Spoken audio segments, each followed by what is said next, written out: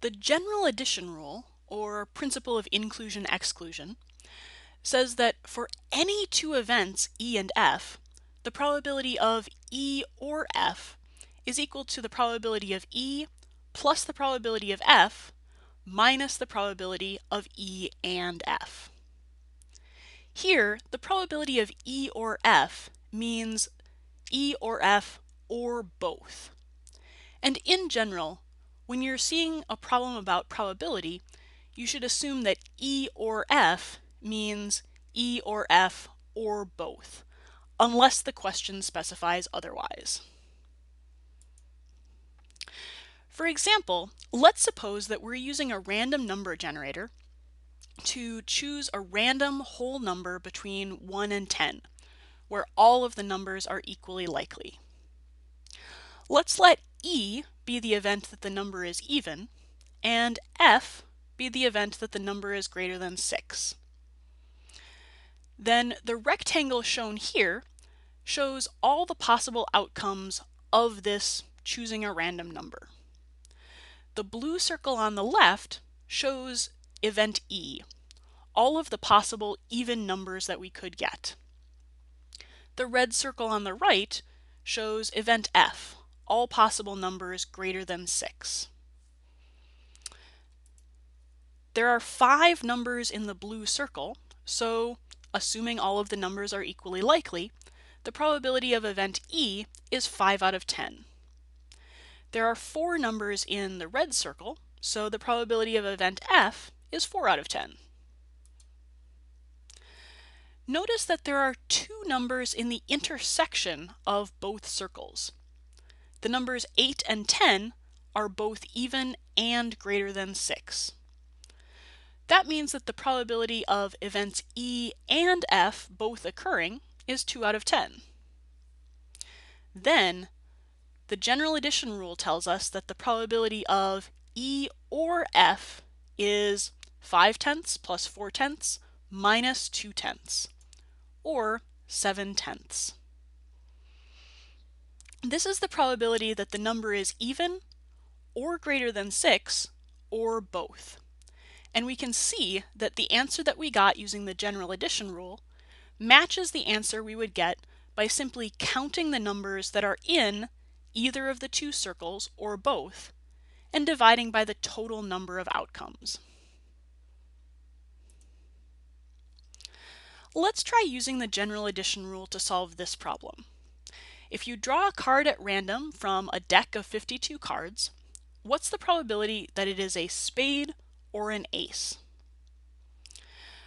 I often like to use a Venn diagram to solve problems involving the general addition rule. So here we have a rectangle for the set of all possible outcomes, all possible cards we could draw. And the circle on the left is the event that the card is a spade. The circle on the right is the event that the card is an ace. Start by filling in the number of possible outcomes in the intersection of these 2 events. There's 1 card in a deck of 52 cards that's both a spade and an ace. That's the ace of spades. So we'll fill in a 1 in the intersection of the 2 circles. A standard deck of 52 cards has 4 aces, but one of them is the ace of spades. So that leaves 3 aces that are not spades. So we'll write a 3 in the region of the red circle on the right that represents aces that are not spades. Then, a standard deck of cards contains 13 spades, but again, we've already accounted for one of them, the ace of spades. So there are 12 spades left. So in total, we have 12 plus 1 plus 3 possible cards that would satisfy the event of getting a spade or an ace, divided by the total number of cards, 52. So the probability that the card that we drew is a spade or an ace, or both, is 16 out of 52. Sometimes problems involving the general addition rule will be given to us as a table.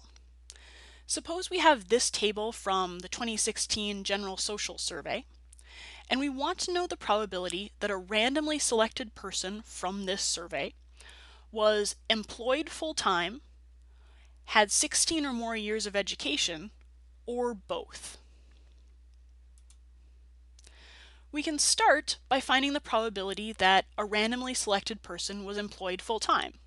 So that's just going to be the number of people who had full-time work, 1,358, divided by the total number of people surveyed, 2,772. Similarly, the probability that a random person had 16 or more years of education is the number of people with that much education divided by the total sample size. The probability that someone is both employed full-time and has 16 or more years of education is 515 divided by 2,772. That's because 515 is the number in the cell corresponding to people who had both full-time work and 16 or more years of education.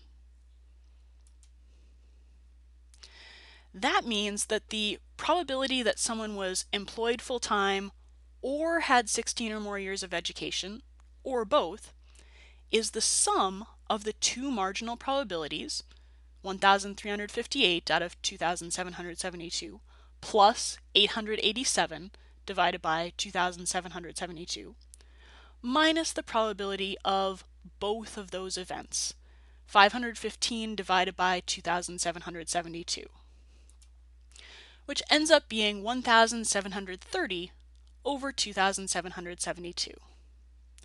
This is the same answer as we would get by adding up the total number of people who had full-time work and the people who had 16 or more years of education, and dividing that by the total sample size.